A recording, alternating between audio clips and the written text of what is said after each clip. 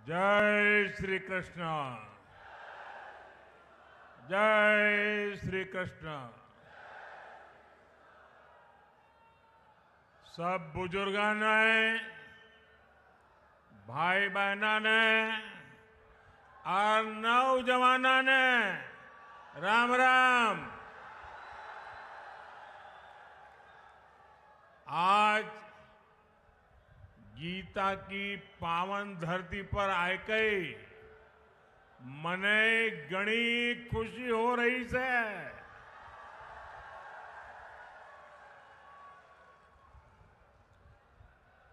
कुरुक्षेत्र में आना भारत की संस्कृति के तीर्थ के दर्शन करना मन को भर देता है। यहां गीता का ज्ञान है, यहां सरस्वती सभ्यता के निशान है। ये गुरु गोविंद सिंह जी की छठी पातशाही की धरती है।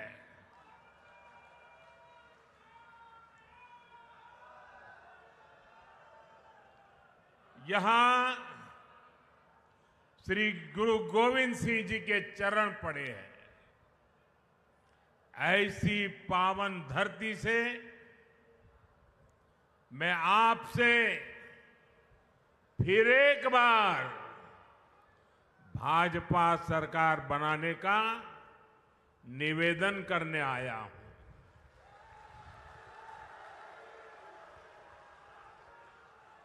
आपने दिल्ली में लगातार तीसरी बार मुझे सेवा का अवसर दिया है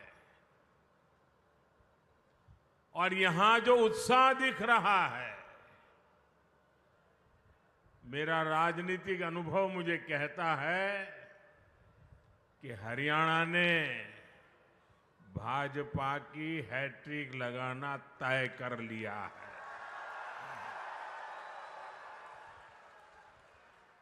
अभी मुझे मेरे संसद के साथी नवीन जी बता रहे थे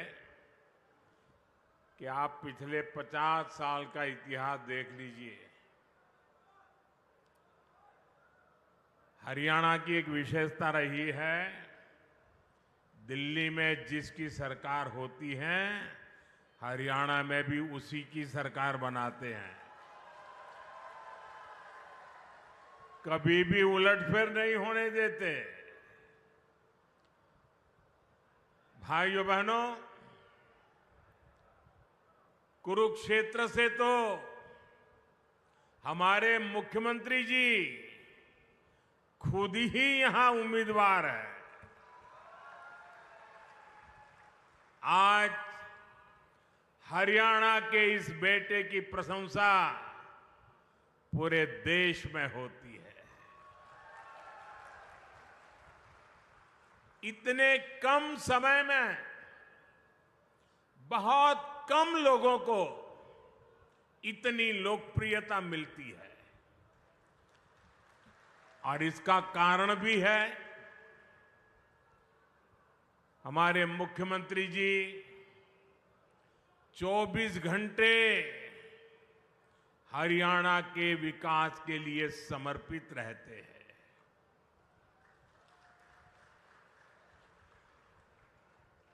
हरियाणा का जो भी व्यक्ति मिलेगा वो कहता है कि भाई हमारे मुख्यमंत्री जी तो विनम्रता के संबंध में, नम्रता के संबंध में हमारे हरियाणा का गौरव बढ़ा देते हैं।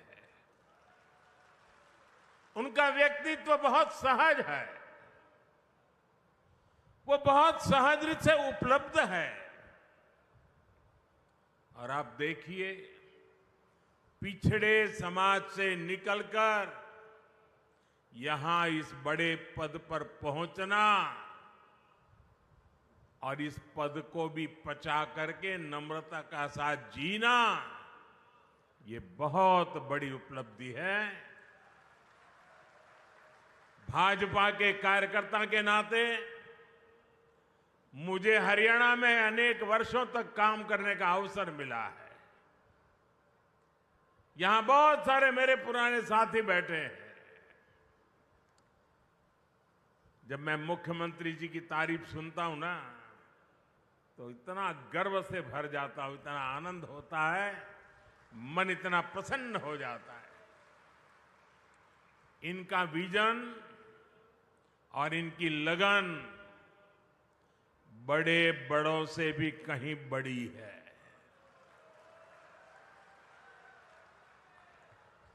मैं आज हरियाणा के लोगों के पास आया हूं।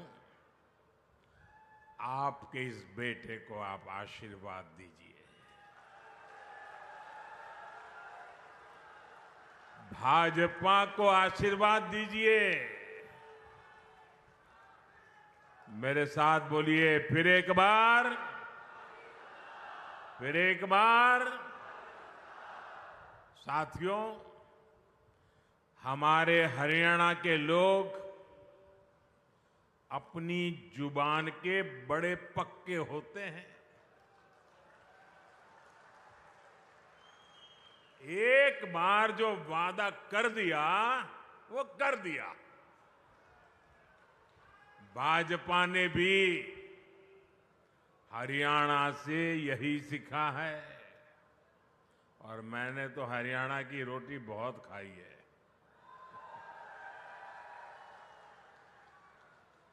भाजपा जो कहती है वो जरूर करके दिखाती है। अभी कुछ महीने पहले लोकसभा चुनाव के दौरान मैं आपसे आशीर्वाद मांगने आया था। मैंने कहा था कि भाजपा सरकार के 100 दिन बड़े फैसलों के होंगे। गरीब, किसान, महिलाओं और युवाओं को मजबूत बनाने वाले होंगे। अभी 100 दिन पूरे भी नहीं हुए हैं, लेकिन हमारी सरकार ने करीब 15 लाख करोड़ रुपए के नए काम शुरू करवा दिए हैं। भाजपा सरकार ने गरीबों के लिए 3 करोड़ पक्के घरों को भी मंजूर किया है। ये सिर्फ पक्के घर ही है ऐसा नहीं है, ये गरीब का पक्का एड्रेस होगा। ये गरीब के सपनों का घोंसला होगा। ये उनके सपनों का लॉन्चिंग पैड होगा। साथियों, लोकसभा चुनावों के दौरान मैंने ये भी कहा था कि हम देश में 3 करोड़ लखपति दीदी बनाने के लिए काम कर रहे हैं। बीते सालों में 1 करोड़ लखपति दीदी बन चुकी है, और इन 100 दिनों में, 100 दिनों के भीतर देश में 11 लाख से ज्यादा नई लखपति दीदियां बन चुकी है। और इनमें से सैकड़ों लखपति दीदियां ये मेरे हरियाणा में भी है। साथियों, 2 दिन पहले ही एक बहुत बड़ा फैसला हमने लिया है, जिसका लाभ हरियाणा के लाखों परिवारों को होगा।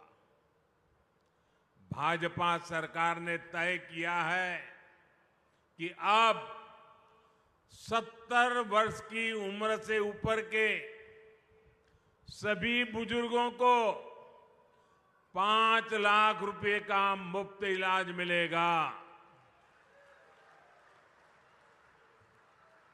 हर परिवार के बुजुर्ग, चाहे वो कितना ही धनी क्यों ना हो, मध्यम वर्ग का हो, उच्च मध्यम वर्ग का हो, गरीब हो, कोई भी 70 से ऊपर हरियाणा में जो भी होगा उसको 5 लाख रुपए तक बीमारी का खर्चा आपका सेवक जिम्मा लेता है।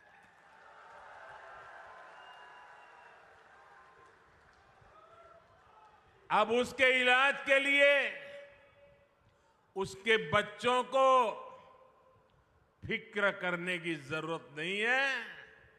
उसकी फिक्र आपका ये बेटा करेगा।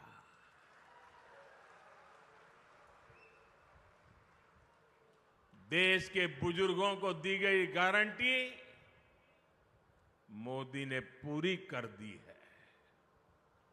मैं हरियाणा के सभी भाइयों और बहनों से कहूंगा, आप अपने बाल बच्चों का ध्यान रखिए। आपके माता पिता की चिंता आपका ये बेटा, आपका ये भाई कर रहा है। साथियों, हरियाणा में भी भाजपा सरकार पूरे सेवा भाव के साथ काम कर रही है। बीते वर्षों में हरियाणा निवेश के मामले में, कमाई के मामले में देश के टॉप राज्यों में पहुंचा है। गर्व होता है मुझे इस बात का। हमने कांग्रेस की सरकार का वो दौर देखा है जब विकास का पैसा सिर्फ एक जिले तक सीमित रह जाता था। हरियाणा के लोग तुरंत समझ जाते हैं। इतना ही नहीं, वो पैसा किस किस की जेब में जाता था, ये भी हरियाणा का हर बच्चा जानता है। भाजपा ने पूरे हरियाणा को विकास की धारा से जोड़ा है। भाजपा सरकार आने से पहले हरियाणा के आधे घरों में नल कनेक्शन नहीं था। आज हरियाणा में करीब करीब 100% नल कनेक्शन वाला ये राज्य बन रहा है। साथियों, भाजपा की सरकार देश में गरीब और मध्यम वर्ग के लिए बिजली का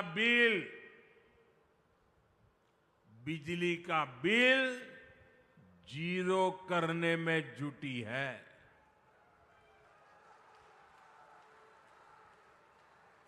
और इसके लिए हमने पीएम सूर्यघर मुफ्त बिजली योजना शुरू की है। इसके तहत केंद्र सरकार हर परिवार को, यहां बैठे हुए सबको कहता हूं, मोदी है, मौका मत जाने दीजिए। और हरियाणा का तो मुझ पर विशेष अधिकार है भाई। हर परिवार को करीब 80,000 रुपए की मदद दी जा रही है। इस देश में कभी ऐसा नहीं हुआ कि एक एक परिवार के लिए 80,000 रुपया। और डबल इंजन की सरकार का कमाल देखिए।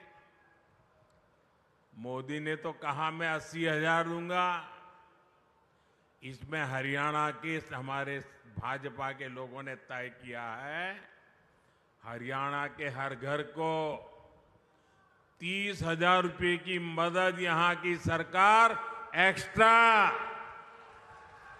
यानी 1,10,000। साथियों, आपकी कमाई बढ़े, आपके पैसे बचे, ये भाजपा सरकार की बड़ी प्राथमिकता है। साथियों, हरियाणा ने हमेशा से मुझे बहुत प्यार दिया है।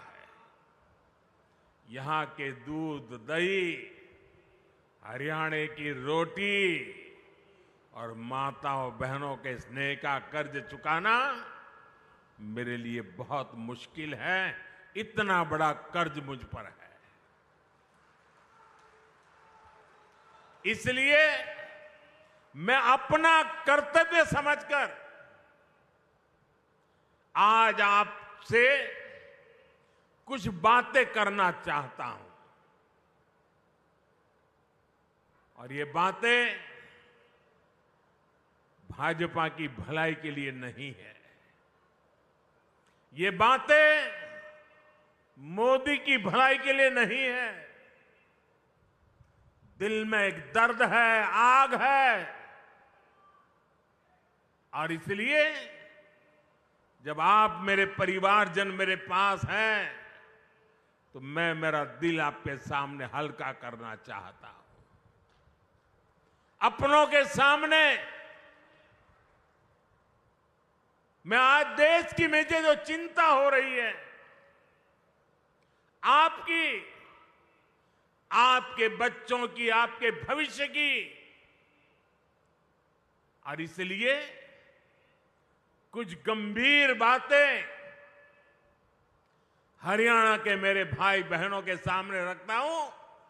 देश भी उसे गंभीरता से सुनेगा। साथियों, आपके पड़ोस में हिमाचल प्रदेश है। वहां 2 साल पहले कांग्रेस की सरकार बनी, लेकिन आज वहां क्या स्थिति है? हिमाचल का कोई भी नागरिक खुश नहीं है। कांग्रेस ने वहां हर वर्ग को झूठ की गुट्टी पिलाई थी, लेकिन जो भी वायदे किए उनमें से कोई पूरे नहीं किए। आज सरकारी कर्मचारियों को वहां अपने हक की सैलरी के लिए हड़ताल करनी पड़ रही है। कर्मचारियों को डीए मिल नहीं रहा। मुख्यमंत्री और मंत्रियों तक को सैलरी छोड़ने का बाद दिखावा करना पड़ रहा है। हिमाचल में नौजवानों की भर्तियां नहीं हो रही हैं। स्कूल, कॉलेज बंद करने की नौबत आ गई है। वहां कांग्रेस ने महिलाओं को 1,500 रुपये देने का वायदा किया था। हजारों महिलाएं आज भी इस पैसे का इंतजार कर रही है। हिमाचल में बिजली, पानी, पेट्रोल, डीजल, दूध सब कुछ कांग्रेस ने महंगा कर दिया है। और लोकसभा में भी आपको नहीं देखा है, उन्होंने कहा था 1 जुलाई को खटाखट 8,000 रुपया आपके खाते में आएंगे। लोग 1 जुलाई को कतार लगा के कांग्रेस के कार्यालयों पर खड़े हो गए थे। पूरे देश में झूठे वादे करना, देश की जनता से धोखा करना।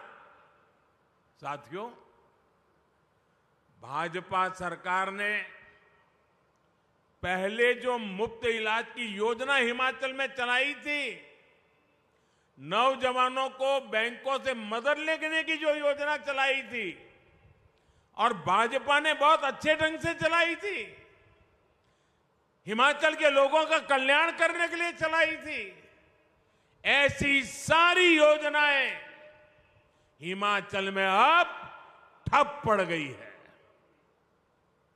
हिमाचल की आर्थिक हालत कांग्रेस ने इतनी खराब कर दी है कि हालात संभाले नहीं संभल रहे हैं। साथियों, जनता की परेशानी से, जनता की समस्याओं से कांग्रेस को कभी कोई फर्क नहीं पड़ता।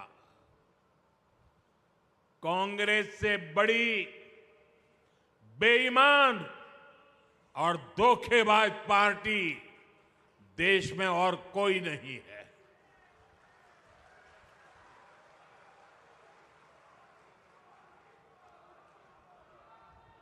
कांग्रेस के झूठ पर विश्वास करके वो लोग पछता रहे हैं जिन्होंने अपने राज्य में कांग्रेस को मौका दिया। कांग्रेस के झूठ की गुट्टी ने कर्नाटका और तेलंगाना को भी नहीं छोड़ा है। कर्नाटका में तो हाहाकार मचा हुआ है, वहां महंगाई और भ्रष्टाचार चरम पर है, विकास कार्य ठप है। कांग्रेस आने के बाद निवेश और नौकरी दोनों कम हो गए हैं। अच्छे खासे राज्यों को बर्बाद कैसे किया जाता है, ये कांग्रेस वहां करके दिखा रही है। और कांग्रेस की इस चालबाजी में उसकी पिछलग्गू पार्टी भी हां में हां मिला रही है। ये कट्टर बेईमान पार्टी है। इस पार्टी की भी एक ही नीति है, चुनाव जीतने के लिए जनता का खजाना खाली करो। आप पंजाब की हालत देखिए, क्या कर दी है। हरियाणा के लोगों को ऐसी पार्टियों को सरकार के पास भी नहीं फटकने देना है। हरियाणा को बचाने के लिए करना पड़ेगा, आपके बच्चों के भविष्य को बचाने के लिए करना पड़ेगा। साथियों, मैं कांग्रेस और उसका गाजा बाजा बजाने वालों को यहां कुरुक्षेत्र से आज एक और चुनौती देता हूं। कांग्रेस किसानों के लिए बड़ी बड़ी बातें करती है, उन्हें बड़े बड़े सपने दिखाती है। सच्चाई ये है, ये झूठ के अलावा कुछ नहीं है। अगर कांग्रेस में दम है तो वो कर्नाटका और तेलंगाना में अपनी किसान योजनाएं वहां लागू क्यों नहीं करते हैं? कहीं तो करके दिखाओ। किसान तो किसान है, हरियाणा के हो या फिर कर्नाटका के। फिर सिर्फ झूठी बातें कांग्रेस क्यों करती रहती है? जमीन पर करके क्यों नहीं दिखाते?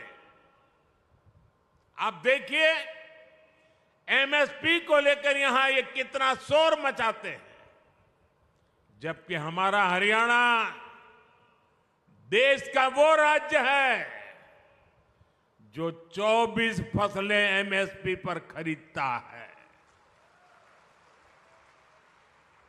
हरियाणा की भाजपा सरकार सिर्फ एमएसपी देती है, इतना ही नहीं, बल्कि भाव का अंतर भी देती है। भावांतर योजना चलाती है। मैं कांग्रेस वालों से पूछता हूं, वो लोग कर्नाटका और तेलंगाना में कितनी फसलें एमएसपी पर खरीदते हैं, वहां किसानों को कितना एमएसपी देते हैं। साथियों, भाजपा की केंद्र सरकार ने किसान का बोझ अपने ऊपर लेने के लिए अनेक प्रयास किए हैं। आप यूरिया का उदाहरण देख लीजिए। यूरिया का उदाहरण हमारे सामने है। विदेशों में यूरिया की जो बोरी 3,000 रुपए की बिकती है, वही बोरी आपको सिर्फ 300 रुपए से कम में दी जाती है। कहां 3,000 दाम और कहां 300 से भी कम में मिलना। इसके लिए केंद्र सरकार ने बीते सालों में करीब 10 लाख करोड़ रुपए जो किसान के सर पे पड़ने वाले थे, वो पड़ने नहीं दिए। 10 लाख करोड़ रुपए का बोझ दिल्ली की भाजपा सरकार ने उठाया है, ताकि मेरे किसान पर बोझ न बढ़े। साथियों, मैं आपसे एक और बात पूछूंगा, क्या कांग्रेस के राज में किसी किसान के खाते में कभी पैसा जमा होता था क्या? जरा जोर से बताइए ना, होता था क्या? 1 रुपया भी आता था क्या? ये लोग 1 पाई भी नहीं देते थे। किसानों के बैंक खातों में सीधे पैसे भेजने का काम भाजपा ने किया है। किसान सम्मान निधि के रूप में करीब 3.25 लाख करोड़ रुपए से अधिक हमने किसानों के खाते में जमा किए हैं। 3.25 लाख करोड़। साथियों, कांग्रेस किसानों को अपने हाल पर छोड़ देती है। मैं आपको फिर कर्नाटका का उदाहरण दूंगा, जहां कांग्रेस की सरकार है। देखिए कर्नाटका में क्या हो रहा है। कांग्रेस के सिर्फ कुछ महीनों के राज में आप सुनकर के चौंक जाएंगे। कुछ ही समय के राज में कर्नाटका में करीब 1200 किसानों ने आत्महत्या की है। अरे डूब मरो कांग्रेस के लोग। आपके मुंह में किसान के नाम पर झूठ फैलाने का पाप पड़ा हुआ है। वो इसलिए क्योंकि सूखा पीड़ित किसानों की कांग्रेस, वहां की सरकार ने मदद नहीं की। और ये झूठे लोग यहां हरियाणा में बड़ी बड़ी बातें करते हैं। साथियों, कांग्रेस की राजनीति झूठे वादों और देश में अराजकता फैलाने के हथकंडों तक ही सीमित हो चुकी है। आप जरा याद कीजिए, इन्होंने ओल्ड पेंशन स्कीम को लेकर कितना बवाल खड़ा किया था। लेकिन देश ने जब इनका झूठा गपबाजी, गुमराह करने के तरीके पकड़ लिए, तो अब ये ओपीएस का नाम लेना भी बंद कर दिए हैं। वहीं दूसरी तरफ भाजपा है। कर्मचारियों की हितैषी भाजपा सरकार नई पेंशन स्कीम लेकर आई। इसमें कर्मचारियों के लिए निश्चित पेंशन की गारंटी है। इस नई पेंशन स्कीम का देश भर के कर्मचारियों में व्यापक स्वागत हुआ है। सरकारी कर्मचारियों ने उस पर बहुत खुशी जताई है। साथियों, कांग्रेस ने किसानों के साथ ही हमेशा देश की रक्षा करने वाले वीर जवानों को भी धोखा दिया है। ये भाजपा सरकार ही है जिसने पूर्व सैनिकों के लिए वन रैंक वन पेंशन लागू की। इससे हरियाणा के 1.5 लाख पूर्व सैनिकों को 10,000 करोड़ रुपए से ज्यादा की मदद मिली है अकेले हरियाणा में।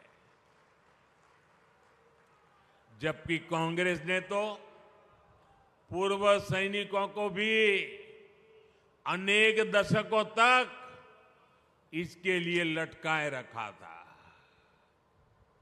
और जब मुद्दा बड़ा हो गया तो बजट में सिर्फ 500 करोड़ रुपए रखे ताकि पूर्व सैनिकों की आंखों में धूल झोंक सके। साथियों, मुझे बराबर याद है 15 सितंबर 2013 13 सितंबर 2013 को भारतीय जनता पार्टी ने मुझे प्रधानमंत्री पद के उम्मीदवार के रूप में घोषित किया था और मेरा पहला सार्वजनिक कार्यक्रम 15 सितंबर को रेवाड़ी में हुआ था। पूर्व सैनिकों का कार्यक्रम हुआ था और मैंने पूर्व सैनिकों के सामने मन से सामने सर झुकाकर कहा था कि मैं आपकी तपस्या को कभी बेकार नहीं जाने दूंगा। मैं वो आरोपी लागू करूंगा। कांग्रेस वालों ने 500 करोड़ का खेल खेला था। साथियों, सरकार में आने के बाद हमने वो आरोपी लागू किया। इतना ही नहीं, कुछ दिन पहले ही हमने OROP का तीसरा रिवीजन भी कर दिया है और इस अक्टूबर से मेरे पूर्व फौजी भाइयों को इसका भी लाभ मिलने लग जाएगा। साथियों, मैं यहां आने से पहले जम्मू कश्मीर में था। वहां भी चुनाव हो रहे हैं। वहां कांग्रेस पार्टी आर्टिकल 370 धारा 370 को फिर से बहाल करने का समर्थन कर रही है। क्या ये आपको मंजूर है?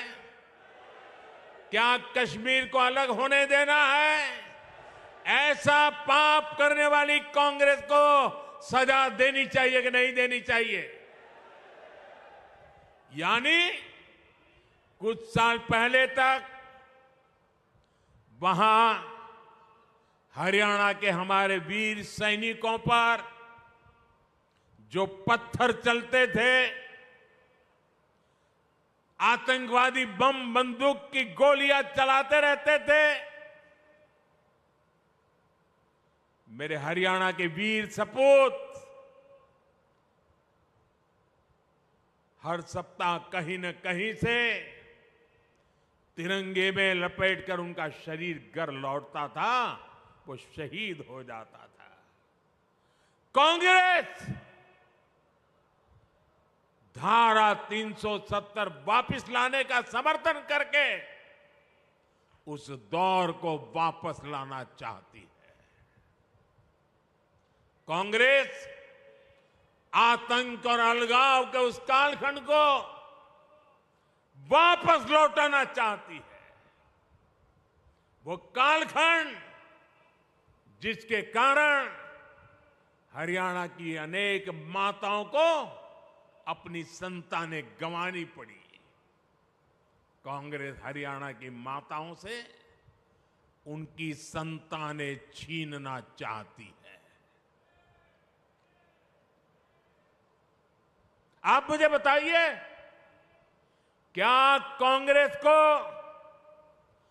आर्टिकल 370 फिर वापस लाने देंगे क्या? देश लड़ाई लड़ेगा कि नहीं लड़ेगा? साथियों, कांग्रेस के लिए तुष्टीकरण ही सबसे बड़ा लक्ष्य है।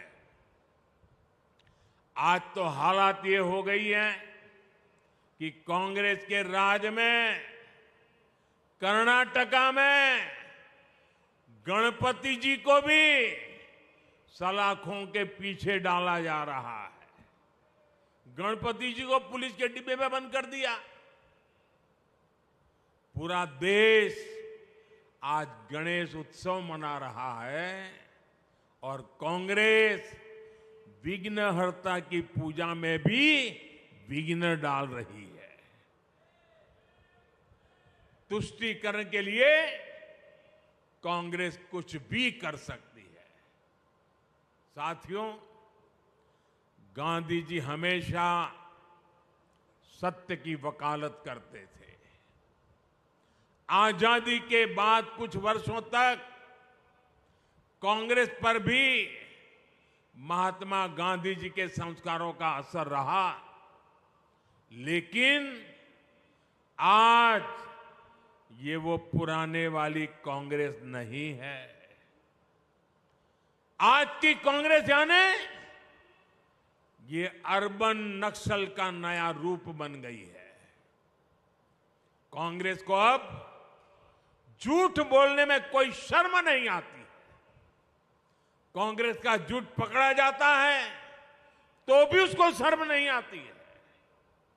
कांग्रेस हर रोज एक नया झूठ बोलती है। कांग्रेस देश की एकता पर लगातार हमला कर रही है। कांग्रेस द्वारा पूरी तरह से नक्सलवादी विचार देश पर थोपा जा रहा है। भाजपा को बदनाम करने के लिए, उसे भारत को बदनाम करने में शर्म नहीं आ रही है।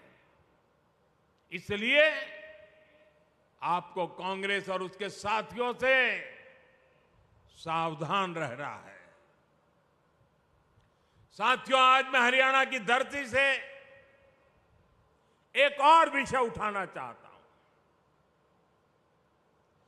भारत में सबसे बड़ा दलित विरोधी, ओबीसी विरोधी, आदिवासी विरोधी अगर कोई है तो वो कांग्रेस का परिवार है।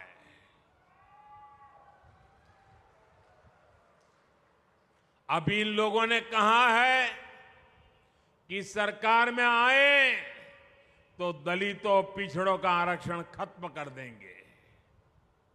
यही इस परिवार की सच्चाई है।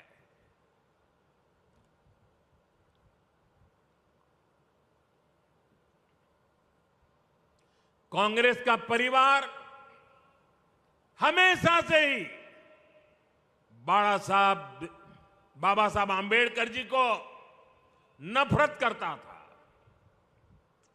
आरक्षण का घोर विरोध करता रहा है। इस परिवार ने हमेशा दलितों, ओबीसी, आदिवासियों को अपमानित किया है। आप याद रखिए, नेहरू जी जब पीएम थे तो उन्होंने आरक्षण का विरोध किया था। राज्यों के मुख्यमंत्रियों को चिट्ठी लिखी थी, सबूत मौजूद है। और इतना ही नहीं, नेहरू जी ने यह भी कहा था कि आरक्षण वाले नौकरी पा जाएंगे तो सरकारी सेवा की क्वालिटी खराब हो जाएगी। ये नेहरू जी के शब्द हैं। नेहरू जी ने ओबीसी आरक्षण के लिए काका साहब कालेलकर का जो कमीशन गठित हुआ था, उसकी रिपोर्ट आई थी। ओबीसी समाज का भाग्य बदलने वाली रिपोर्ट थी, लेकिन पंडित नेहरू ने उसको भी ठंडे बस्ते में डाल दिया। नेहरू जी के बाद जब इंदिरा जी आई तो उन्होंने भी ओबीसी आरक्षण पर रोक लगा कर रखी। जब देश ने उनको सजा दी, जनता पार्टी की सरकार बनी मोरारजी भाई के नेतृत्व में, तब मंडल आयोग बना।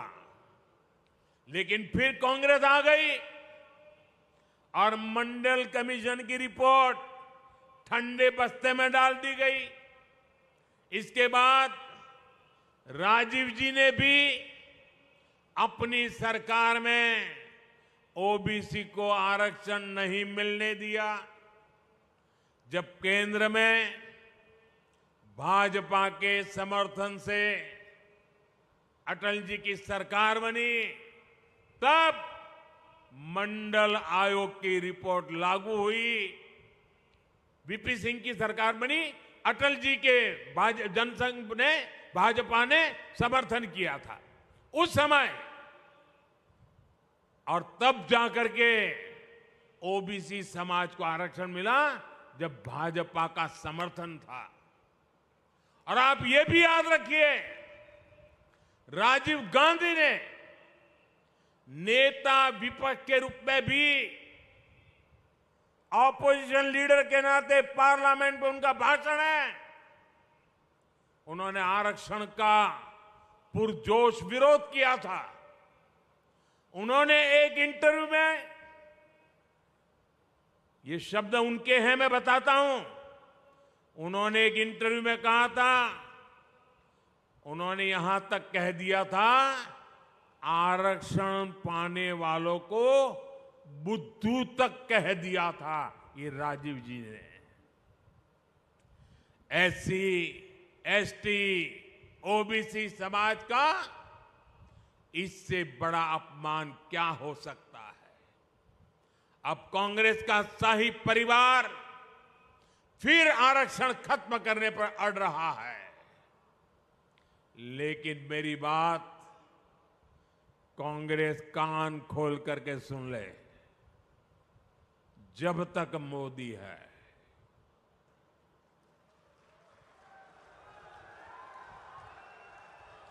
जब तक मोदी है, तब तक बाबा साहब आंबेडकर के दिए आरक्षण में से रत्ती भर भी लूट नहीं करने दूंगा, हटाने नहीं देने दूंगा।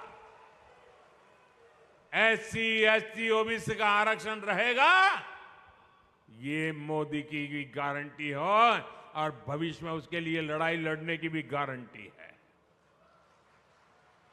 साथियों, कांग्रेस का दलित विरोधी चेहरा हरियाणा से बेहतर कौन जानता है। हरियाणा में जब जब कांग्रेस की सरकार आती है तो दलितों का जीना मुश्किल हो जाता है।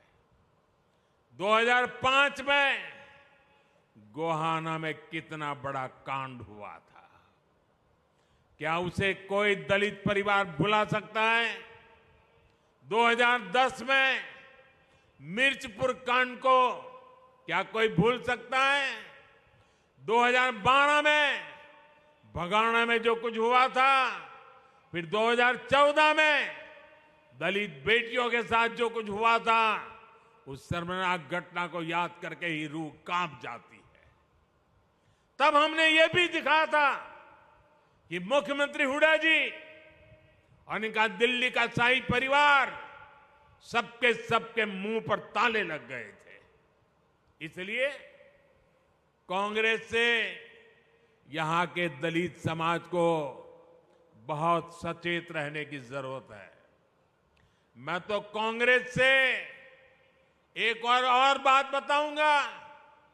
पहले कांग्रेस में जो एक अंदरूनी महाभारत चल रही है, अरे जरा उसे तो संभालो। जिस तरह यहां एक परिवार को आगे बढ़ाकर कांग्रेस राजनीति कर रही है, वो पूरा दलित समाज देख रहा है।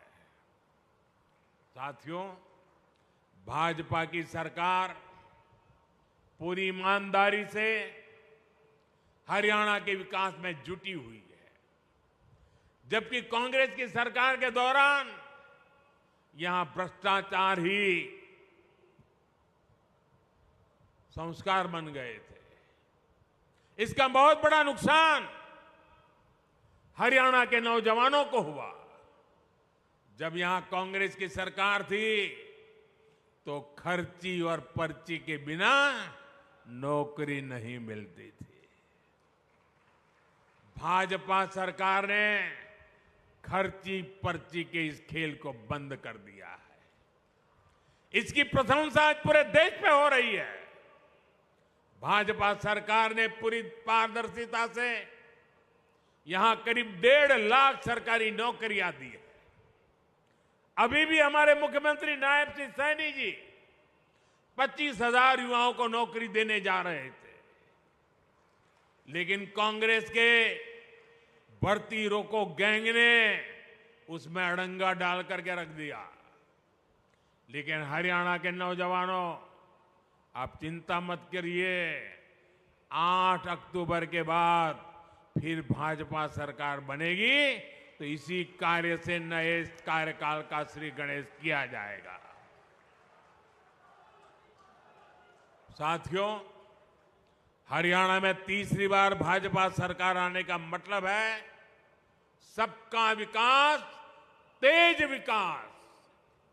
तीसरे टर्म में कुरुक्षेत्र को सांस्कृतिक पर्यटन का बड़ा सेंटर बनाने का हमारा अभियान तेज होगा। गीता महोत्सव और ज्योतिसर अनुभव केंद्र यहां बन चुके हैं। संत रविदास जी के भव्य स्मारक पर भी काम शुरू हो चुका है। विकास कैसे हर काम तेजी से हो, इसके लिए तीसरी बार यहां पूर्ण बहुमत की भाजपा सरकार बनानी है। 5 अक्टूबर को कमल निशान पर उंगली दबानी है। आप सभी के आशीर्वाद फिर एक बार भाजपा सरकार बनाएंगे। इतनी बड़ी तादाद में इतने बड़े उमंग और उत्साह के साथ आए हुए आप सबको मैं हृदय से धन्यवाद करता हूं। मेरे साथ बोलिए, भारत माता की। आवाज दूर दूर तक जानी चाहिए। भारत माता की, भारत माता की, भारत माता की। बहुत बहुत धन्यवाद।